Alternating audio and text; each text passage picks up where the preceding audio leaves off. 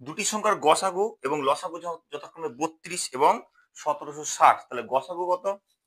গসাগু 32, লসাগু কত? 1760।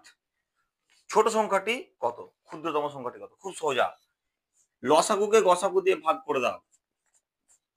16 দুগুণ 32, 16কে 16, 16কে 16, 0, 55 দুগুণ 110। কত হলো? ভাগ করে দিয়ে 55। এই 55 কে এমন দুটো সংখ্যার গুণফল হিসাবে, দুটি মৌলিক সংখ্যার গুণফল হিসাবে প্রকাশ করো। 5 11 55, তাই তো?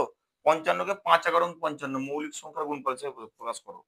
এই যে গুণফলটা হলো, লসাগুকে গসাগু দিয়ে ভাগ করার পর যে সংখ্যাটা পেলাম, তা সেই সংখ্যাটি যে দুটি মৌলিক সংখ্যার গুণফল, তার ছোট সংখ্যাটি এবং বড় সংখ্যাটি হচ্ছে ওই সংখ্যা দুটির অনুপাত। তাহলে ছোট সংখ্যার অনুপাত কত? 5, আর বড় সংখ্যার অনুপাত 11। যদি ছোট সংখ্যা চাই, অনুপাতের ছোট সংখ্যার সঙ্গে গসাগু গুণ করে দিতে হয়। 5 গুণিত 32 কত হবে? 160 হবে উত্তর।